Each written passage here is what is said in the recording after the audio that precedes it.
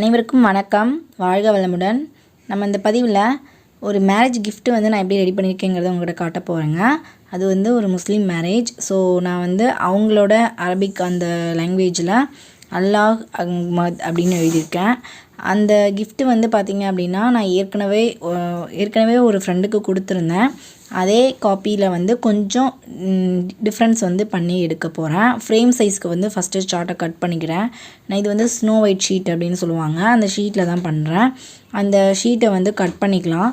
Cut பண்ணி அந்த frame சைஸுக்கு கரெக்டாக எடுத்துகிட்டு அதுக்கப்புறமா நான் வந்து ட்ரேஸ் எடுக்கிறேன். பாதி வந்து நான் இது ஏற்கனவே நான் வந்து ஹேண்டில் ட்ரா பண்ணியிருந்தது தான்.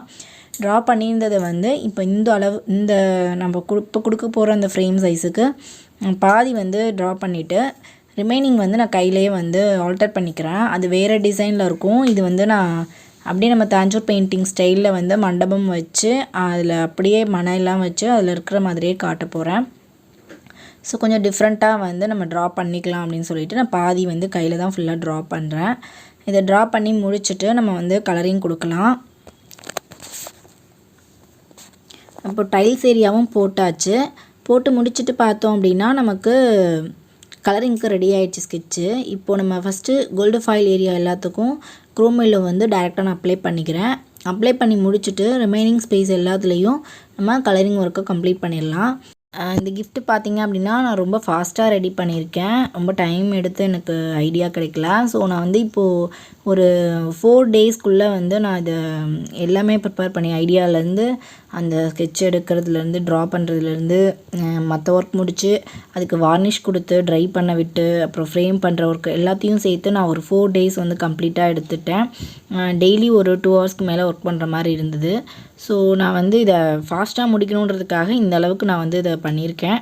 ஒரிஜினல் பெயிண்டிங் பண்ணுறோம் அப்படின்னா எனக்கு வந்து டைம் எடுக்கணும். நான் ஏன்னா எதுவுமே ப்ரிப்பேர் பண்ணலை. இனிமேல் தான் நான் வந்து இந்த இதுக்காக வந்து நான் ஒர்க் பண்ண வேண்டியிருக்கும். ஸோ இது வந்து எனக்கு இப்போ இவ்வளோ சீக்கிரம் முடிக்க முடிஞ்சது.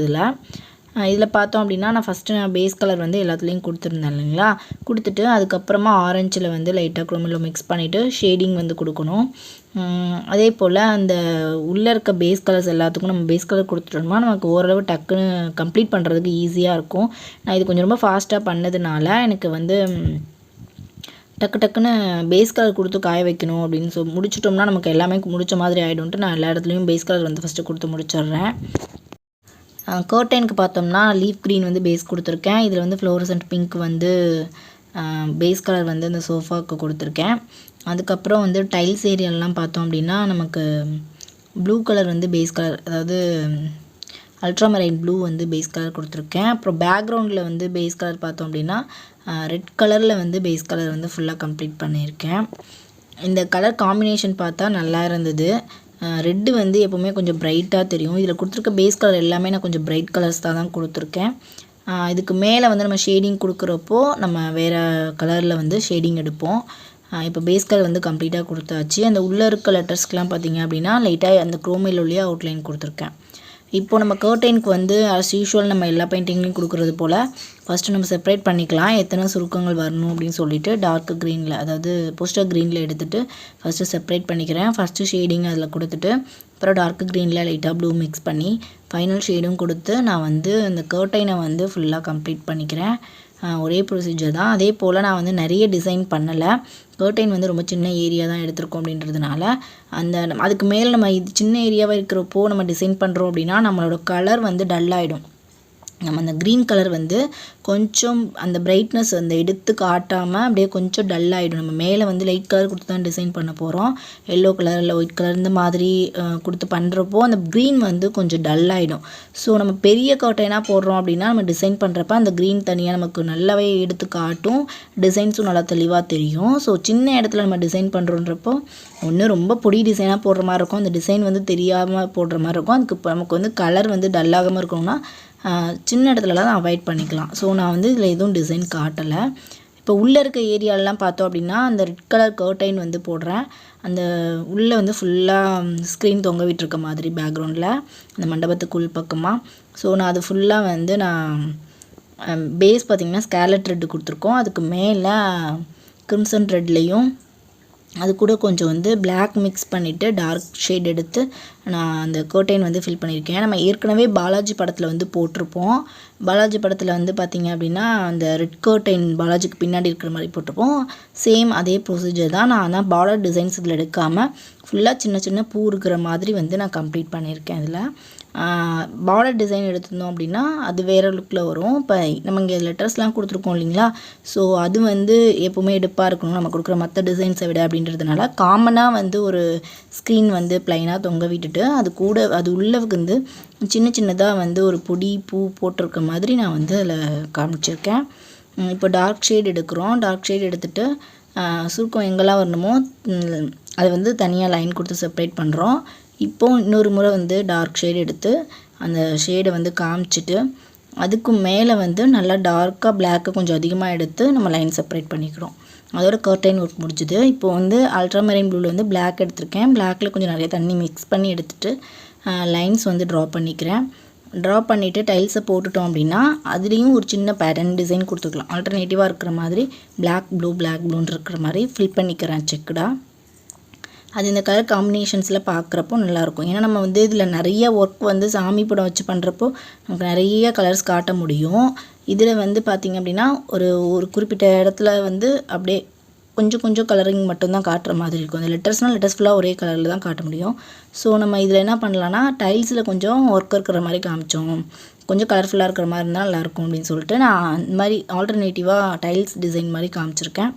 காமிச்சிட்டு அதுக்கப்புறம் நம்ம வந்து பேஸ் கலர் வந்து கொடுத்துருந்த எல்லா இடத்துக்கும் ஃபுல்லாக எல்லா ஒர்க்கையும் நம்ம கம்ப்ளீட் பண்ண பார்க்கலாம். நான் சொன்னேன் இல்லைங்க, இன்னும் கொஞ்சம் டார்க் ஷேட் எடுத்துக்கலாம். ஏன்னா காஞ்சதுக்கப்புறம் கொடுத்தோம்னா நமக்கு நல்லாயிருக்குங்கிறதுனால நம்ம டைல்ஸை முடிச்சுட்டு வந்து திரும்ப அகைன் இந்த டார்க் ஷேடை கொடுத்துட்டு இன்னும் பிளாக் அதிகமாக மிக்ஸ் பண்ணி ஜாஸ்தியாக கொடுத்து அதில் வந்து நம்ம லைனை வந்து செப்பரேட் பண்ணிக்கலாம். அந்த துணியில் வந்து சுருக்கங்கள் தெரிகிற மாதிரி கொடுத்துட்டு அதுக்கு மேலமாக நம்ம வந்து அந்த சின்னதாக பொடி பூக்கள் தெரிகிற மாதிரி குட்டி குட்டியாக வந்து ஒரு சின்ன டிசைன் காமிச்சிக்கலாம். அப்படி காமிக்கிறப்ப இன்னும் நமக்கு வந்து அந்த கிளாத் எஃபெக்ட் வந்து இன்னும் கொஞ்சம் நமக்கு ரியலிஸ்டிக்காக தெரியும். இந்த மாதிரி டாட்ஸ் வச்சுட்டோம் அப்படின்னா அந்த பாருங்கள் இங்கே ப்ளைனாக இருக்கிற இடத்துக்கும் நம்ம டாட்ஸ் வச்சிட்ருக்கிறப்போ அது இன்னும் கொஞ்சம் நமக்கு வந்து கிளாத்தோட எஃபெக்ட் ரியலிஸ்டிக்காக எடுத்து காட்டும். ஸோ அந்த மாதிரி வந்து ஃப்ளவர்ஸ் வச்சுக்கலாம். வச்சுட்டு அந்த கர்டைனோட எட்ஜுக்கு வந்து டிசைன் பண்ணிட்டோன்னா டைல்ஸையும் அந்த ஃப்ளோரையும் பேக்ரவுண்டையும் நமக்கு செப்பரேட் பண்ணி காட்டும். அது அதோட நமக்கு வந்து அந்த பேக்ரவுண்ட் ஒர்க்கு முடிஞ்சிருச்சு. இப்போ ஒன்றுன்னா வந்து டைல்ஸும் முடிஞ்சிருச்சு. அடுத்தது வந்து அந்த சோஃபா இருக்குது, லெட்டரிங் இருக்குது. லெட்டரிங் வந்து நான் ஃபைனலாக தான் பண்ண போகிறேன். ஸோ நம்ம சோஃபா வந்து ஃபஸ்ட்டு கம்ப்ளீட் பண்ணிடலாம். சோஃபா கம்ப்ளீட் பண்ணிவிட்டு மேலே வந்து அந்த எல்லோ ஏரியா மண்டபம் இருக்குங்களா, அந்த இடம் ஃபுல்லாக நம்ம கவர் பண்ண வேண்டியிருக்கும். அப்புறம் இந்த வீடியோட எண்டில் பார்த்தோம் அப்படின்னா ஃப்ரேமிங் ஒர்க்கும் நான் ஃபுல்லாக கவர் பண்ணியிருக்கேன். ஸ்டார்ட் டு எண்டு வரைக்கும் நான் வந்து ஒரே வீடியோவில் இதில் கம்ப்ளீட் பண்ணியிருக்கேன். ஸோ ஸ்கிப் பண்ணாமல் பார்த்தீங்க அப்படின்னா ஃபுல்லாக வந்து நான் என்னென்ன ஒர்க் பண்ணியிருக்கேங்கிறது ஈஸியாக உங்களுக்கு கவர் ஆகிடும். இது வரைக்கும் நம்ம சேனலை யாராவது சப்ஸ்கிரைப் பண்ணாமல் பார்த்துட்ருக்கீங்கன்னா மறக்காமல் சப்ஸ்கிரைப் பண்ணிக்கோங்க. கூடவே பெல் ஐக்கானையும் கிளிக் பண்ணிவிட்டு ஆளுங்கிறதையும் செலக்ட் பண்ணிக்கோங்க. அப்போ தான் நான் கொடுக்குற அப்டேட்ஸ் வந்து உங்களுக்கு கரெக்டாக டைமிங்காக ரீச் ஆகும். உங்களுக்கு வீடியோஸ் பார்க்குறதுக்கு ரொம்ப ஈஸியாக இருக்கும். சரிங்களா? இப்போ அந்த பிங்க்கு குஷன் பார்த்தீங்க அப்படின்னா லைட்டாக செக்குடு கொடுத்துருக்கேன். ஃபஸ்ட்டு ஒயிட்டில் கொடுத்துட்டு அப்புறம் கிரிம்சன் ரெட்டில் எடுத்துகிட்டு அது மேலேயே வந்து இன்னொரு லைன் கொடுத்துருக்கேன். இப்போது வந்து ஸ்டோன்ஸ் எஃபெக்ட் கொடுக்கலாம். ஸ்டோன்ஸ் எஃபெக்ட்ஸுக்கு வந்து நான் அதுக்கு முன்னாடி ஷேடோ வந்து கொடுத்துட்டேன். ஆரஞ்சில் குரோமில் கொடுத்து அந்த எல்லோ ஃபுல்லாக நம்ம கொடுத்துட்டேன். எனக்கு வந்து வீடியோவில் ரொம்ப கிளியராக தெரியல அந்த ஷேடோ எஃபெக்ட்லாம். ஓரளவு தான் வந்து கவர் ஆகிருக்கு. ஸோ நான் எண்டில் வந்து காட்டுறேன், என்ன தெளிவாக எடுத்து காட்ட முடியுதுன்னு பார்க்குறேன். இப்போ உள்ளே பார்த்திங்கன்னா ஒரு ப்ளூ கலர் அல்ட்ராமரைன் ப்ளூலேயே வந்து டைல்ஸ்க்கு மேட்சாக இருக்கட்டும்ன்ட்டு மேலே வந்து ப்ளூ கலர் ஸ்டோனு, அந்த பில்லோலலாம் வந்து க்ரீன் ஸ்டோனு, அவுட்டரில் சுற்றி வந்து ரெட்டு இந்த மாதிரி வச்சுருக்கேன். அந்த ஸ்டோன்ஸுக்கெலாம் வந்து ஒரு கிளார் எஃபெக்ட்டு ஒயிட்டில் வந்து லைட்டாக ஒரு சின்னதாக வந்து எல்லாத்துலேயும் ஒரு டாட் வச்சு நான் பிளாக்கில் வந்து சர்க்கிள் கொடுத்துருக்கேன். அதில் தான் ஸ்டோன்ஸோட இருக்கணும், பெருசாக வேறு எதுவும் எடுத்து காட்டல. அதுக்கு முன்னாடி வந்து நம்ம லைனிங் பண்ணிக்கலாம். லைனிங் வந்து கிரிம்சன் ரெட்டில் டைரெக்டாக எடுத்திருக்கேன். டைரெக்டாக எடுத்து ஃபைன் லைனில் ஃபுல்லாக எல்லா அந்த நம்ம பென்சிலில் கீழே தெரியக்கூடிய எல்லா அந்த ட்ராயிங்ஸோட பிளேஸ்மெண்ட்லேயும் நான் வந்து இந்த லைன்ஸை வந்து கொடுத்துக்கிறேன். எனக்கு இது பண்ணுறதுக்கு வந்து ரொம்ப இன்ட்ரெஸ்டிங்காக இருந்தது. ஃபாஸ்ட்டாக பண்ணி முடிக்கவும் முடிஞ்சது. எந்த ஒரு ப்ராப்ளமும் இல்லாமல் கரெக்டாக கம்ப்ளீட் ஆகிடுச்சு. அந்த மனை பார்த்தோம் அப்படின்னா இதில் வந்து ஸ்டோன் வைக்கணும்னு நினச்சேன். பட் ஸ்பேஸிங் வந்து ரொம்ப கம்மியாக இருந்ததுனால ஸ்டோன்ஸ் வந்து என்னால் அதில் பண்ண முடியல. ஸோ இதில் வந்து ஃப்ளவர் பேட்டர்ன் மாதிரி அப்படியே லோட்டஸ் மாதிரி அந்த சொல்ல பேட்டர்ன் போடுவோங்களா, அதே போல் நான் இதுலேயும் கொடுத்து அந்த சோஃபா வந்து கம்ப்ளீட் பண்ணிட்டேன். வேறு என்ன இதில் கொடுக்கலாம் அப்படின்றது எனக்கு தெரியல. ஓரளவு எனக்கு தெரிஞ்ச வரைக்கும் நான் வந்து சிம்பிளாக கொடுத்துருக்கேன். மேக்ஸிமம் பார்த்திங்கன்னா முஸ்லீம்ஸ் வந்து அந்த உருவப்படம்லாம் வரக்கூடாதுன்னு சொல்லுவாங்க. ஸோ நான் இதில் வந்து அந்த உருவம்லாம் எதுவும் காட்டலை. பேர்ட்ஸு அந்த எதுவுமே வரல. டைரெக்டாக ஃப்ளவர்ஸ்லாம் மட்டும் வச்சு பேட்டர்ன்ஸ் வந்து கம்ப்ளீட் பண்ணியிருக்கேன். இப்போது பில்லரில் பார்த்திங்க அப்படின்னா ஒரு சின்னதாக கொடி பேட்டர்ன் தான் இதுலேயும் கொடுத்துருக்கேன். நம்ம ஏற்கனவே பார்த்துருப்போம், அந்த பார்டர் டிசைன்லாம் பார்த்துருப்போம். அதில் கொடுத்துருக்க அந்த டிசைன்ஸ் தான் வந்து இதுலேயும் கொடுத்துருக்கேன். கொடுத்துட்டு இப்போ ஓவரால் வந்து நம்ம எல்லாமே அந்த கன்சர்ன் டே ஃபுல்லாக லைனிங் கொடுத்துக்கலாம். கொடுத்துட்டு கீழே பார்த்தோம்னா பில்லரில் நான் ஃபஸ்ட்டு அந்த பேஸ் கொடுக்கல. அப்புறம் அந்த இடம் கொஞ்சம் ஸ்பேஸ் இருக்க மாதிரி இருந்ததுனால கீழேயும் வந்து அப்புறம் இந்த பில்லரோட பேஸையும் வந்து நான் ட்ரா பண்ணிட்டேன். அதுலேயும் வந்து நான் க்ரீன் ஸ்டோன் தான் கொடுக்குறேன். க்ரீன் ஸ்டோன் எல்லாத்துக்குமே ஸ்டோனுக்கு வந்து நான் அவுட்லைன் கொடுத்துருக்கேன். அவுட்லைன் கொடுத்துட்டு அதுக்கப்புறம் அதில் சின்ன கிளார் எஃபெக்ட் வந்து ஒயிட்டில் காமிச்சிருக்கேன். இப்போ கம்ப்ளீட் பண்ணிவிட்டு காட்டுறேன் பாருங்கள்.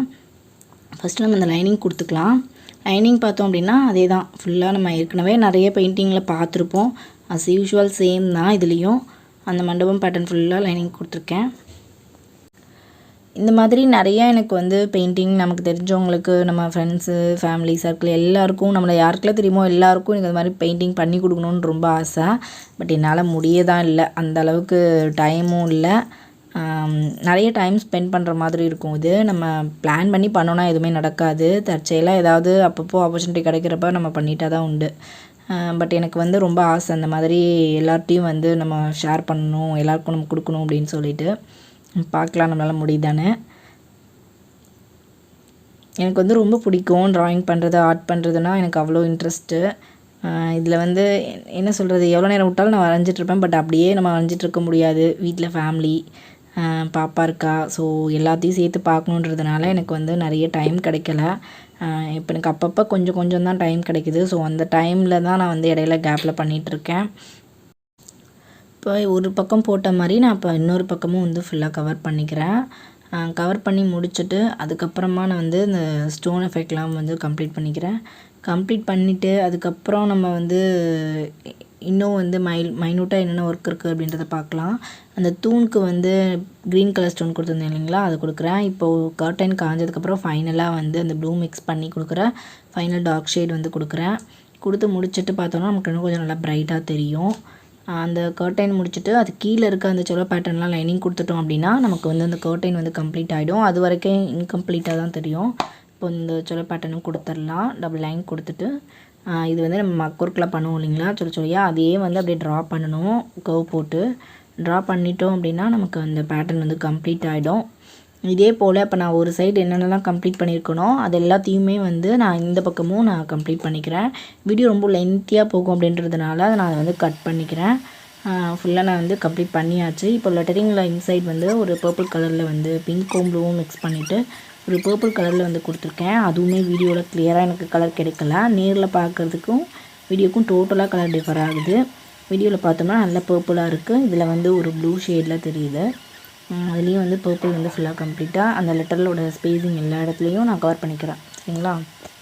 அந்த லெட்டர்ஸ்லேயும் பார்த்தோம் அப்படின்னா சென்டரில் இன்னும் கொஞ்சம் டார்க் ஷேடு, லைட் ஷேட்லாம் காமிச்சிட்டு அதையும் வந்து ஒரு ஸ்டோன் எஃபெக்டில் தெரிகிற மாதிரி ஒரு 3D எஃபெக்டில் கண்ணுக்கு தெரிகிற மாதிரி நம்ம வந்து இது பண்ணிக்கலாம்.